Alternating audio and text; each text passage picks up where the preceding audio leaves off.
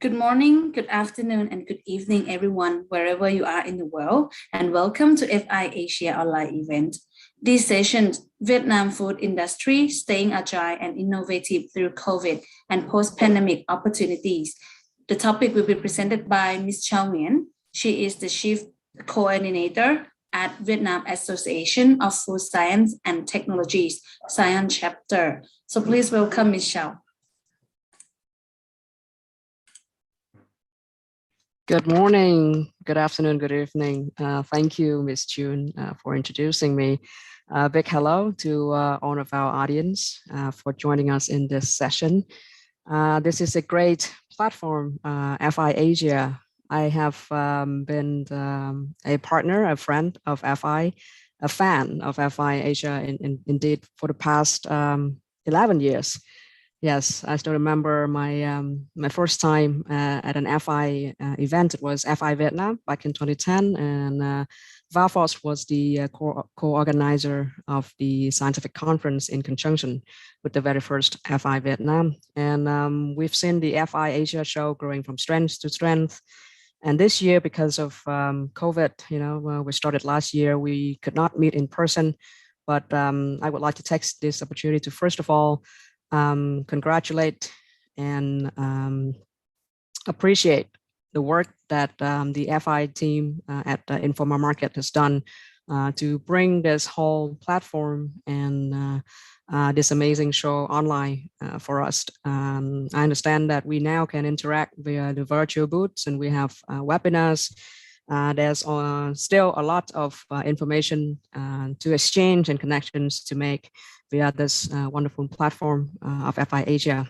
So thank you. Thank you for those important work that you guys have done to keep the industry, keep the stakeholders connected during this difficult time.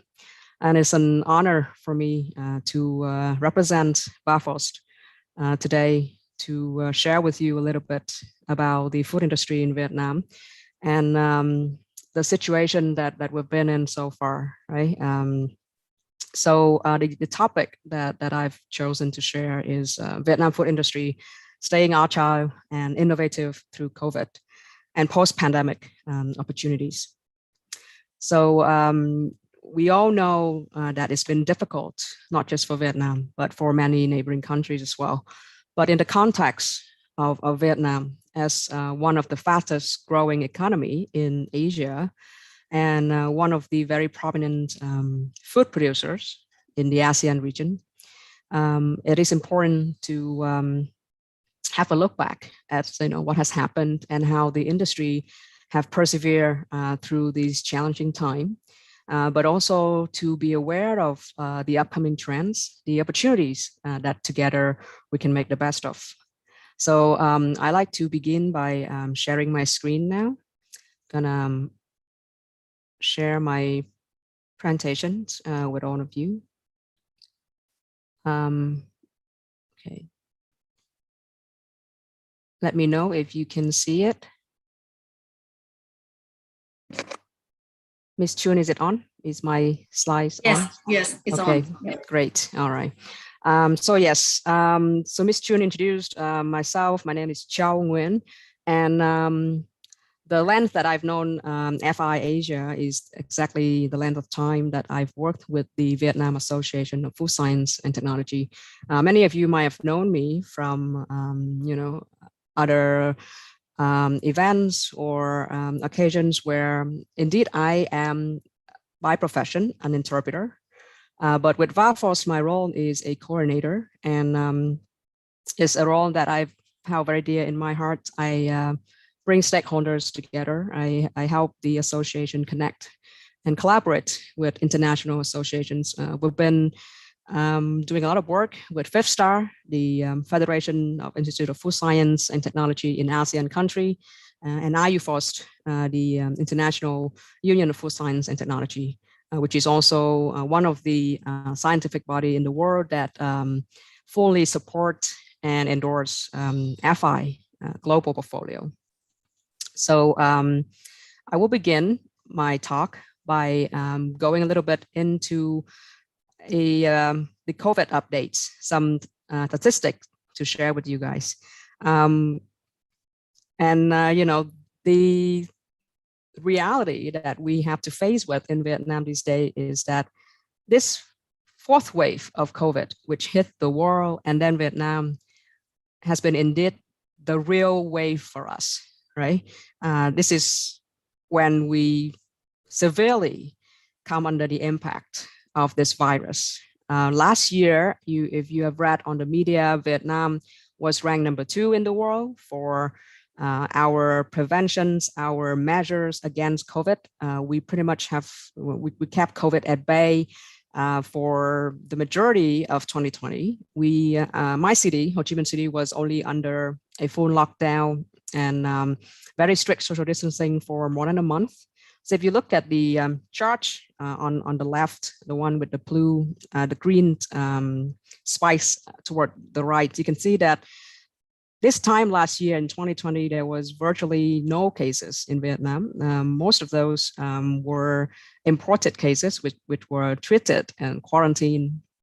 And the government implemented very strict measures. Kids were kept away from school for 4 or 5 months straight, just to be safe. But then our economy recovered very quickly because we could reopen, it was safe. But today we're looking at a total of more than 677 cases, 677,000 cases. Unfortunately, our death toll is quite severe and it's been very heartbreaking for the whole country. Our medical system have been overwhelmed. Currently, there have been a lot of changes, there have been a lot of efforts made by the Ho Chi Minh City government and the medical system. So we're seeing things turning around. We are losing fewer people by the day.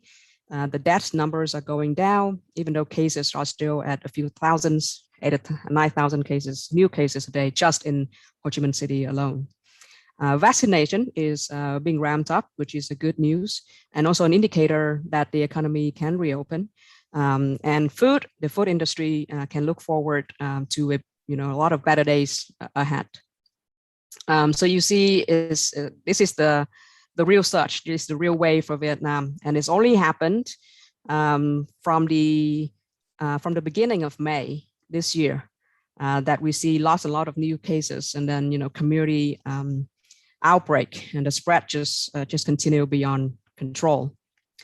So that's a little bit updates about COVID to set the context, and I'd like to take you out a little bit to the big picture. Let's look at things from a macro perspective. Last year, because we managed COVID really well, and Vietnam economy in general, and our food industry in general, was on a really good track of growth. So the usual forecast that you will see is that the food and beverage markets is estimated to grow from 5 to 6% annually from 2020 to 2025. And please also keep in mind that our exporters are now at an advantage, because last year, even though there was COVID and the whole world was upside down, Vietnam signed some of the very important free trade agreements, including the EU-VN FTA, the free trade agreements between Vietnam and the European Union. We are also part of the CTPPP. We are part of the free trade agreement between ASEAN and other countries such as Japan, Korea, New Zealand, and Australia. So there's a lot of advantage for food exporters from Vietnam. The report from Euromonitor also points out that retail sales for packaged food in Vietnam market reached $14.2 billion just in 2020. And by 2025, the retail sales of packaged food market in Vietnam is expected to reach over $23.8 billion. And this is the highest growth rate for a market assessed by Euromonitor in the region. From a report, this is just a reference by US suppliers. I got this reference from the US supplier report, and they point out these are the product groups, right, with very high growth, very high potential that they put in the forecast in Vietnam food market. And that includes pet food, ready meals, breakfast cereals, cheese, sweet biscuits, snack bars, and fruit snacks, dairy, meaning packaged milk, yogurt, other products other than cheese, and processed meat and seafood, also in the key categories of high growth for the Vietnam retail market. I will dive a little bit into one or two of them a bit later, but just a quick highlight. If last year has taught Vietnamese consumers anything, is that people would like to have more convenience. People would like to have convenience and at the same time nutrition in the food products that they choose to buy. So ready meals, ready to eat meals, complete meal solutions will be on the rise because you can see that we do have the advantage of, a very good economy, well on recovery last year versus other countries. So the middle class of Vietnam is still growing. People did not suffer as much last year, and income is still there. And now with the new wave of COVID, and people have to work from home, people have to find a way to stock up food for the family for a longer period of time. They're looking for convenience and they're looking for nutrition. So ready to eat meals, complete meal solutions will be on the rise. So if you are a supplier of ingredients, of formulations, of new product ideas that could serve this niche, that could serve this new demand, you better ramp up your marketing and your sales effort to approach the food manufacturer in Vietnam, because that's where lots of the money is going in. Next is also some data for reference. So you see that revenue from food and beverage continues to be on the rise, right? There's growth, year-on-year growth, and Vietnam continues to be ranked among Asia's most attractive F&B market. You guys might have got all of these insights and data from the platform of FI Asia, and which is the reason why FI Asia always encourage and direct stakeholders and suppliers of ingredients to the Vietnam market, because our food industry is growing from strength to strength. And I would say that for the past 5 years, the global integration and the way companies are opening up to new ideas, to working with suppliers from all over the place, it's been going very strong. It's been happening very fast compared to the past decade. And so if you can see here some of the key numbers, I like to point out that there was still growth, year-on-year growth in 2020 for food and beverage products, even though there was some impact from COVID. And food and beverage spending continues to account for the highest proportion in the monthly expenditure structure of consumers. It is now about 30 to 35% of spending, which is quite a lot. The wallet share, that food and beverage is having from consumer spending. And like I said earlier, we have a growing middle class in Vietnam, and it's estimated that there will be about 17 million middle class households in Vietnam by 2030. So with the middle class growing and with urbanizations are happening, you can see that there'll be more demand for higher quality, for processed food, packaged F&B products that can offer people, like I said earlier, convenience and nutrition. And it's pointed out also in these charts that the F&B industry still holds positive growth thanks to the essential products that were launched into the market during the COVID-19 pandemic. And there's been a shift in consumer choices in the structure of consumption. For example, last year, the majority of our food manufacturer, especially convenient food manufacturer, right? Instant noodles, for example. I'm sure you all know that Vietnam is among the top 5 countries in the world that consume the most instant noodles. In the region where I think we're only behind Indonesia. right, in terms of instant noodle consumption and production. And so last year, most of the factories, most of the companies I spoke to, they have to run full shift. They have to run full capacity. They have to do maybe triple shifts, a day to meet the demand because people were stocking up on those products a lot. But on contrary, beverage suffered a little bit last year because there were still social distancing and there was still a lot of restriction for tourism, even for domestic traveling. So people spend less time outdoor and they consume less of the packaged beverage. Also, a challenge for alcohol sector. People actually cut their spending in alcohol. In beer, they spend more on food, and they are now spending less on beer and alcohol, which is also a result of a new policy in Vietnam, which happened right before COVID, to ban people from driving or riding motorcycles after drinking. So it's become a law now, and it's people can get fined for that. So they also are consuming less alcohol beverage on premise, which explains some of the new innovation launched by the big brands like Heineken. They've launched a 0% alcohol beer in Vietnam now. So people can still get a taste without having their blood alcohol level goes up and get in trouble with the police. So a quick recap, right? What's had happens in 2020 in the Vietnam food industry. First of all, more and more consumers now pay attention to nutritional food, plant origin, organic foods. People actually don't mind to pay more. In the urban area, the middle class, and affluent consumers, they are willing to pay more for higher quality products, safer products, product that comes from organic ingredients and sources and are good for their health.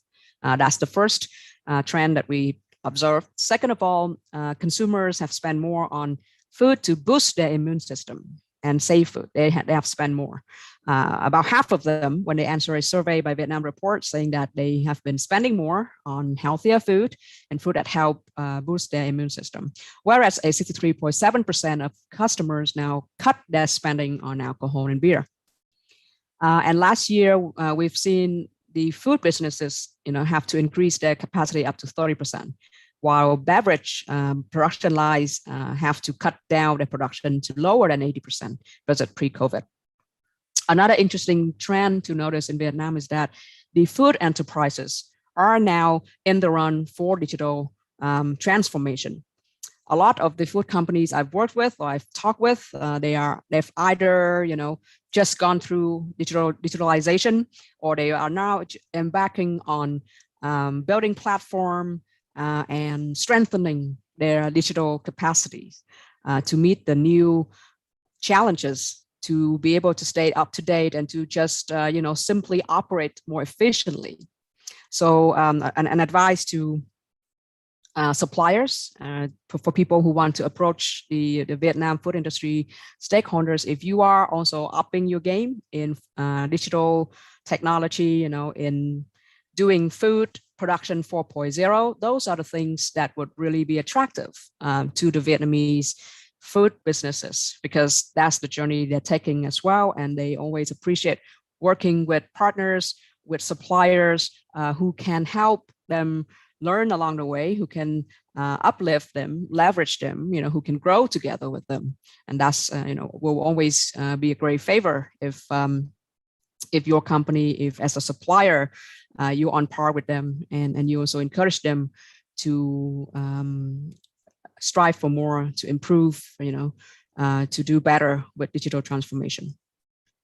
Another thing I want to point out is the F&B businesses. They have also, besides digital transformation, they have also invested in modern technology.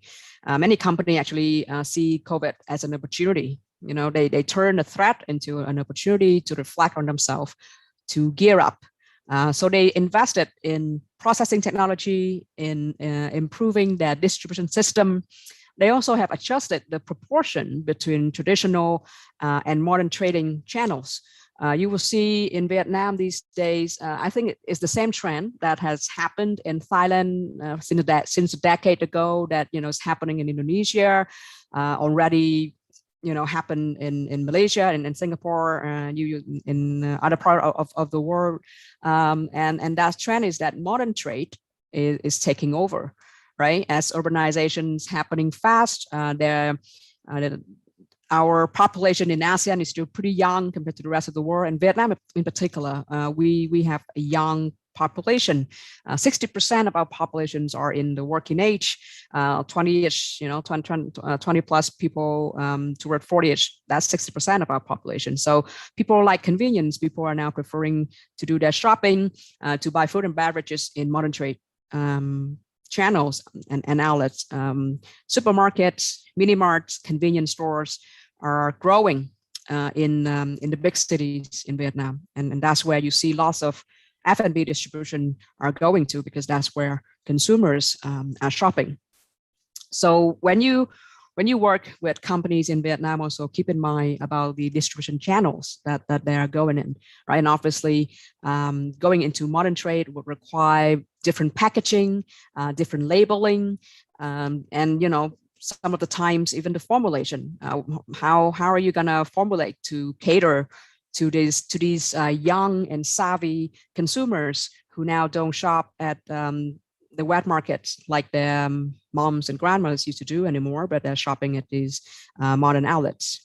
And consumers also care more about the environment these days, right? So besides portfolio developments, is a question of how can you help brands become more eco-friendly? How can you make packaging design not just appealing, but also more environmentally friendly? All right, and next, this is some data to show the channels formats that are growing, like I mentioned. And since last year, one thing to point out is that even the food industry, right? You would think that people like to go to real stores to buy food, especially to get fresh food. But because of COVID, many companies and many e-commerce platforms are now growing very fast in the food department, right? You will see people ordering fresh food online more and more, especially in the big cities, because I think Vietnam have one of the highest mobile phone penetration and also highest number of internet users, and growing, right, in the region. So that's one thing to notice as well. Going online, e-commerce, people are ordering online a lot. You can see that the growth of online in 2020 versus 2019 in the first chart on the left. And you can see the value span and transaction growth in the middle chart between online and other channels. And as you can see that on the last chart, there's a comparison how the shift happened between 2020 and 2019. And people are obviously spending more and more online, and they continue to stick with that habit even after social distancing, when they realize that they can now order food products, food and beverage products, or even fresh food online. They would continue to keep that habit and order online. So that's the trends and also the growth. But let's go back to reality a little bit, right? So the good trends we've been able to keep since last year, and you see the growth that have been estimated, have been forecasted. However, something we did not foresee is this real wave, this surge that happened in Vietnam starting this year, May. And so when the cases number were rising day after day, our city government have implemented the strictest measures, right? They never actually want to call it lockdown on media. We keep calling it social distancing. We were following, circular 15 and then 16 and then 16 plus. Right? People even make a jokes about how we continue to extend the lockdown, and that is almost like the codes for iPhone products, right? You have circular 16, and then you have circular 16 plus, 16 Pro, and I believe we're now in 16 Pro Max. And so by the time it was 16 plus, the requirement for the food industry is that manufacturers could only continue their production if they can do 3 on-sites. That's what our government's called, right? And what are 3 on-sites? The 3 on-sites is that you need to have all your workers to work at the same place, eat at the same place, and rest at the same place. So basically, you need to contain them, keep them on the facility, keep them on premise throughout your production. And the decision for that came, in very short notice, and it has caused a lot of chaos, I would say, and challenges and difficulties for workers, for investors, for business owners all over the city where I live, Ho Chi Minh City, and also the neighboring cities where we have a lot of industrial zones and processing plants located. For example, Bình Dương, if you heard of Bình Dương province and Đồng Nai, we do have a lot of food factories in those areas as well. And so when they implement the 3 on-sites, they have also restricted transportation, right?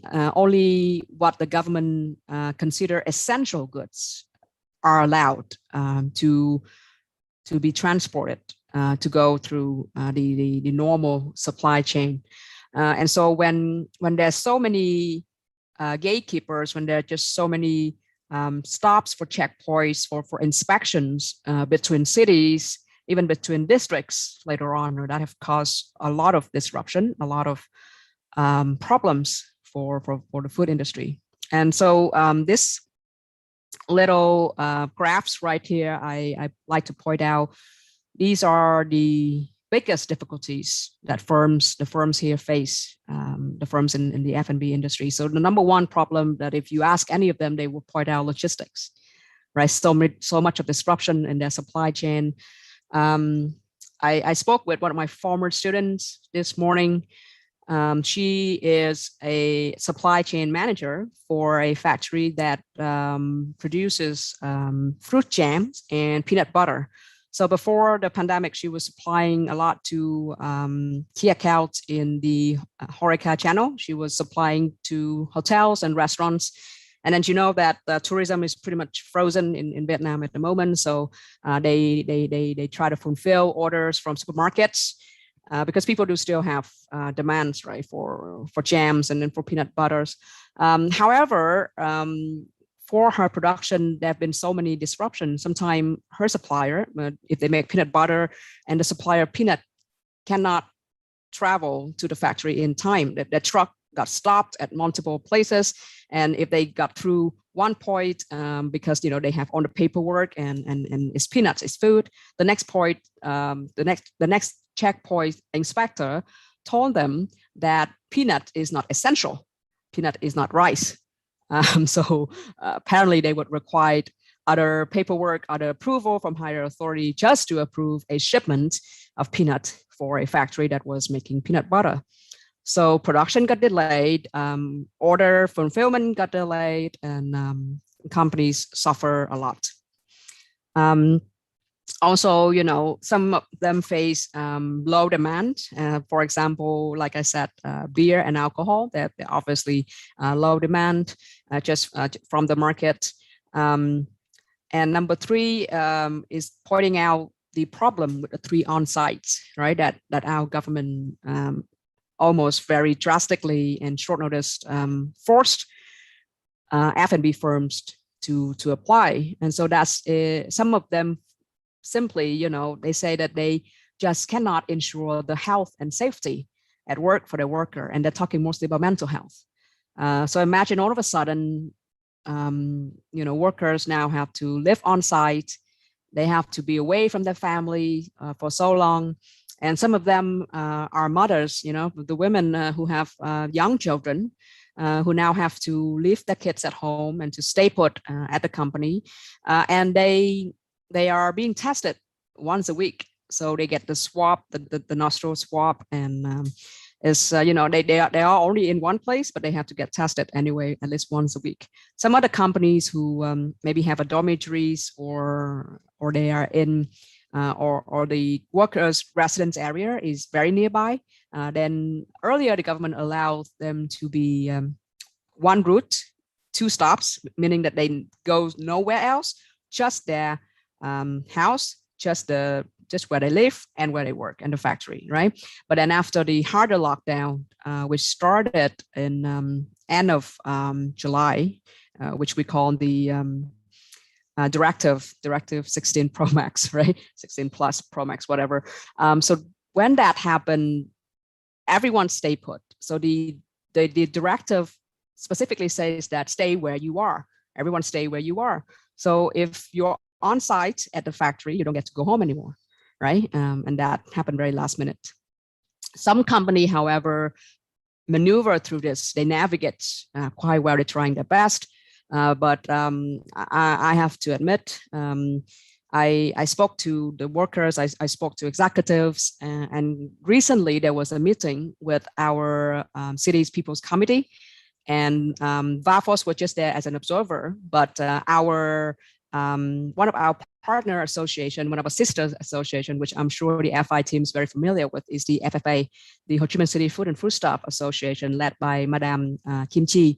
And if you know Madame Chi, she's been, a powerhouse, a warrior, an advocate for the food industry, and she was almost brought to tears when she stood up and voiced up her opinions and feedback as a stakeholder of the food industry. That the food industry is under a lot of pressure. We've been trying to fulfill orders to keep our capacity to keep up with our productivity, because we do have a whole country to feed, right? And as you know, Ho Chi Minh City is an economic hub and also like one of the key hub for the food industry in Vietnam. And the Department of Trade and Industry from months ago, they actually have issued a directive for all food companies to maintain their pricing. So they encourage companies to just, absorb the cost. Do not pass on the cost to consumers, because people have already suffered enough. Some of them don't get to go to work, and people are struggling. The economy is closed. So food companies don't get to raise their prices, and at the same time need to maintain productivity while their workers have to work on site and suffering, from being away from their family, from the pressure at work. Many factories now indeed only have half to 2/3 of their manpower available on site, right? Because they cannot house too many people. They cannot, have too many people work, eat, and live in the same place. And at the same time, they still need to maintain productivity. And that comes to the fourth problem. Some companies are now facing labor shortage because when COVID happened, a lot of the workforce, they try to go back to the hometown. Ho Chi Minh City was not safe for them anymore. So a lot of them have gone back to their hometown. Majority are in Mekong Delta provinces. So now, even with the new steps that we're going to take, to reopen gradually and safely, food enterprises will need to make a lot of effort in recruitment and to work with the local authorities at those provinces to try to bring back, to try to attract and convince the workforce to go back to Saigon, to Ho Chi Minh City for work. And last but not least, like I mentioned, the raw material, right? Companies don't just have problem in transporting their products to retail outlets, to consumers, but raw materials is a headache because even if they buy from domestic or they buy from other countries, there's been so many disruption. So if you are a supplier in the region, and if you want to just lend some support, just be a friend for the Vietnamese F&B firms during this tough time, maybe consider, assisting them in logistics as well. Share with them new ways, share with them, new ideas, share the cost when they need samples, for example. Sometimes if you do sea freight, it's going to take ages and ages, and then, it's got stuck at the port because our customs, even the customs people, they're working at half capacity, half headcounts, right? 1/3 even. And so a lot of stuff got delayed. So yeah, keep that in mind. It's been a really, really tough couple of months for the food industry in Vietnam. Here's a few lighter notes that I want to point out, right? These are the trends that will continue to emerge and to be very prominent in 2021. So like I said, even though there's difficulties, consumers' demands, is always there. There's demands for more, there are demands for new things, there are demand for better things. First of all is the rise of organic products. Like I said, we have a growing middle class, more affluent consumers, people who do have income and want better, safer products. So organic products, that's one. Number two is an increase in consumption of fresh food. I mean, it's kind of contrary with what I said earlier about people wanting to buy, convenience, right? Ready to eat meals. But at the same time, people love to cook during lockdown. Everyone can become a master chef. You spend so much time at home, might as well make the best of your kitchen, learn some new skills. So you will see people in Vietnam now making bread from scratch. So don't be surprised if you see huge demand of things like flour, baking powder, baking products, right? In for consumer use, not for industrial use. And so people are consuming more fresh food, right? And you can see big companies like big corporation like Masan, they've been very successful with their launch for Meat Deli, which is a chilled pork product. High quality pork that is manufactured with European technology to ensure safety.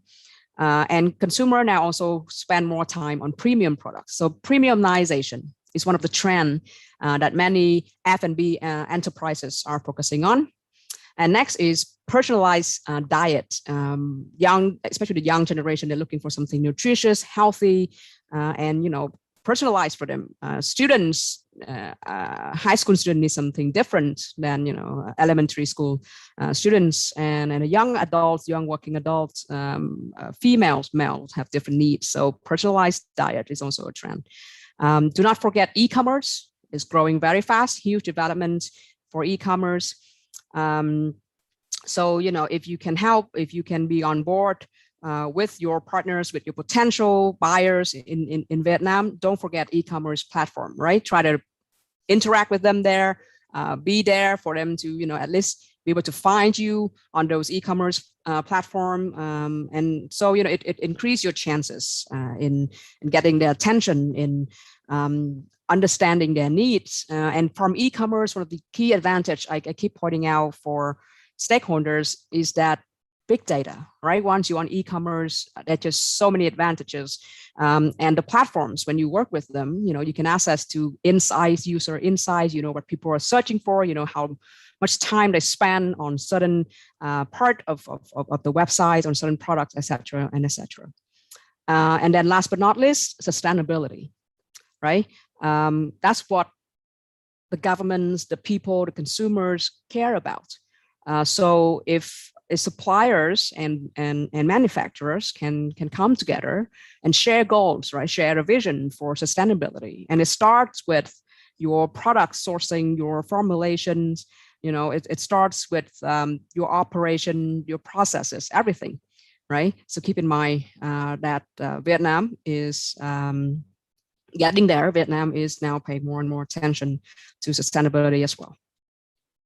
Some good news. I'm getting to the end of my presentation now. Just some highlights. I do have just some good news from Vietnam. Our key products, a few case studies to pay attention to, and then later on I will share with you a little bit, not really advice, but just a little bit pointers, right, of what are the opportunities ahead. So last year, even though there's COVID, the fruits, tropical fruits in Vietnam was doing quite well. Our lychee, I believe it's pronounced lychees. I keep saying lychee for some reason. So the Vietnamese lychee and longans are getting success in the export market. We have huge production of these two fruits in Vietnam, which has been very successful at growing them, high quality, great productivity, and we've been exporting to Japan, Korea, to Europe. Our lychee are valued they reach very high prices in the export market and Longan as well. So that's the two success stories from fruits for last year. And then in the future, because we have such huge production of these, right, we're also going to need new ideas, processing technology to turn them into value-added products, right? We're talking about dry fruits, process them into different kind of healthy snacks, for example. So that's some of the trends ahead and ideas which you as food ingredient suppliers can work with. Here's some example, some of the photos that I talked about earlier, right? The 3 on-sites. This is what's happening, and I gathered these photos from real people, from real companies who are doing this. So you can see that workers have to eat at the factory as well, and they stay social distanced. They sleep there. Some companies would bring in tents like this, and so the workers pretty much camped in the factory after work, right? And they need to get tested once a week. And this have truly, take a toll on their mental health. But it is just what they have to go through, right? Providing the situation. And I've heard some of the some of the positive notes that come out of this, which is the reason why I title my talk as "Staying Agile and Innovative." Right, a young R&D team leader I spoke to in her late 20s. She was a former student that was very familiar with the FI platform because I think she was in the first batch that participated and won an award in the Young Achiever Safe Food Award, YASFA.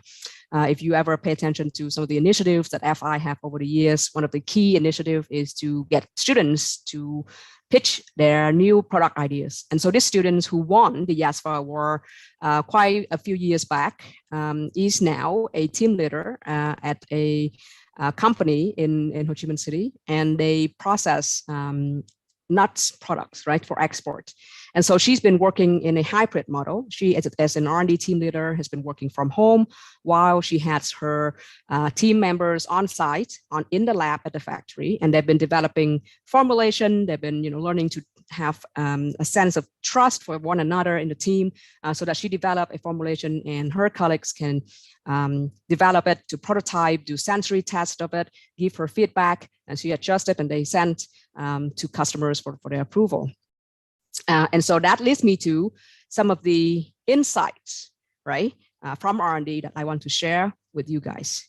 What do they expect from FI suppliers these days? First of all, responsiveness. People are working from home now, and a lot of people are working from home. If they're not workers, if they're not in the production an operation line of work, right? They can work from home. And what they expect from suppliers is responsiveness, 24/7 communication, quick reply of email, right? Time is money. They also hope that you guys maybe consider more generosity in giving samples, right? Because logistics is different, it's difficult anyway. It's just as difficult to send 100 grams versus sending 1 kilo to Vietnam. So I know times are difficult, right? And everyone is tightened their pockets and everything. But the reality is that sometimes getting samples from flavorants, from aroma compound suppliers really help boost the prototype success rates. When they have enough samples to work on, there are more chances that they develop a prototype that fit their end customers' expectation. So there are more chances to win high volume contracts. You can also consider giving logistics support, right? Because it's really crucial. The whole supply chain is suffering. So if you have experience, if you think that maybe, you have connection with DHL, with FedEx, with air freight that could work fast and efficient, do give that kind of insights and consultation to your buyers in Vietnam. Buyers in Vietnam are also expecting expertise and professionalism. So I know it's difficult, right, to do marketing these days, to have the whole exhibition like we used to have. But we can still connect virtually, and as maybe a supplier of certain key ingredients, you can consider sharing white papers, right, of research, hosting free webinars, for R&D people to join, to learn about new trends, to learn more about sensory, about food safety, right? About new flavor combos, etc. So that would broaden, their horizon in terms of innovations and ideas, and more chances of them using your products. And also keep in mind, we in the ASEAN regions, ASEAN players are at the advantage, right? Proximity.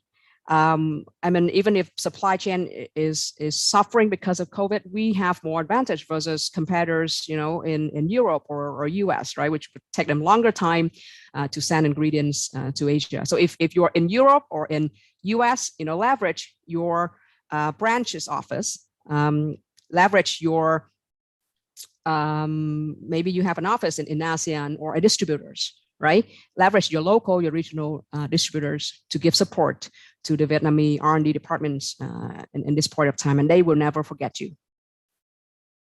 All right, I have two stories before I close my talk. First of all, this is a success story, right? It's from DH Foods. DH Food is a company that produces spices products, right? So they have a huge range from the salt, chili, shrimp chili salt, which is like a Vietnamese delicacy to eat with fruits, and just meal maker like this. They have a spice mix for you to make the Vietnamese pho, or in this case, the bún bò, which is the Huế spicy beef noodle soup, right? And apparently this gone viral. So they did not go viral.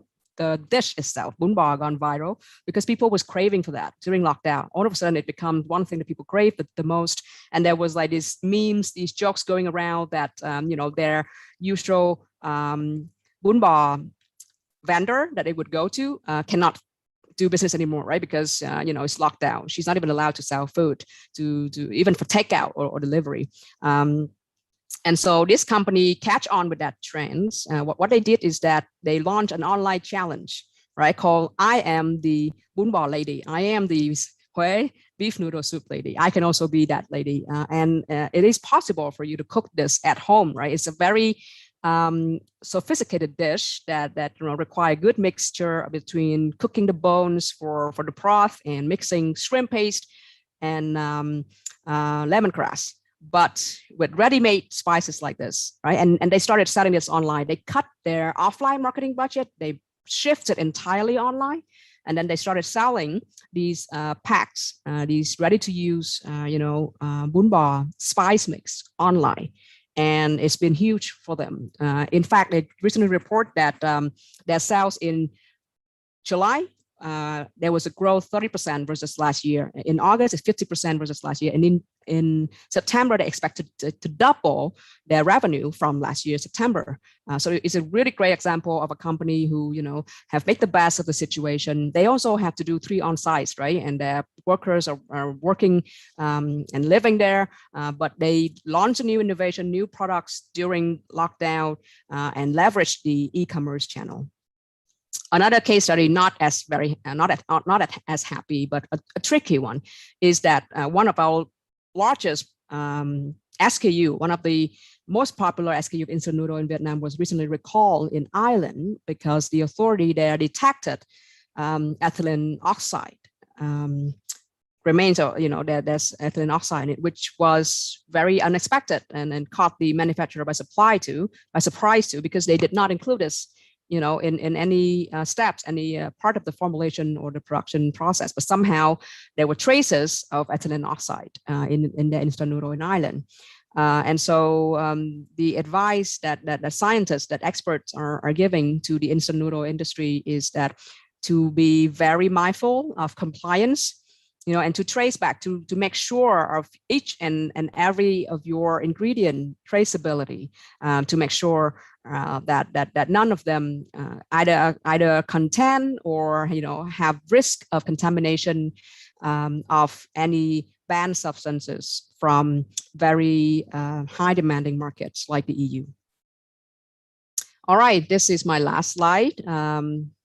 Appreciate your patience with me so far. So what's next in Vietnam? What's next for the food industry in Vietnam?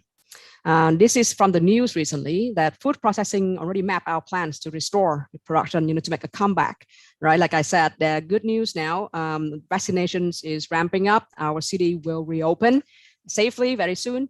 And these are the things we want to point out first of all, hybrid working model in food industry. It will be the thing, right? People, if they realize they can work hybrid, certain people work from home, certain people on site, that can continue. People will work in hybrid model and people will work online a lot, even in the food industry. Digitalization will continue, right? It will be food industry 4.0. The focus for Vietnam will still remain in rice, catfish, aquaculture, seafood, and tropical fruits. Our strength, our key strength. And F&B will be reshaped by COVID. There will be a balance between convenience and good for health, right? That will always be the priorities of consumers. So manufacturers and suppliers will have to think on the same train of thought. Food security will continue to be, important in Vietnam. We've learned the hard lessons, right? That is food that sustains people and it's crucial. So post-pandemic, I'm sure there'll be more and more focus on this. There's will be also demand for modern technology, processing technology, especially to add value to agricultural products, and you will see a total revamp of the global supply chain to capture the opportunities from the free trade agreements. So with that, I will wrap up my talk here. Thank you very much for your attention, and thank you to the FI team once again for inviting me to this forum today. It's been a huge honor, great pleasure. Thank you.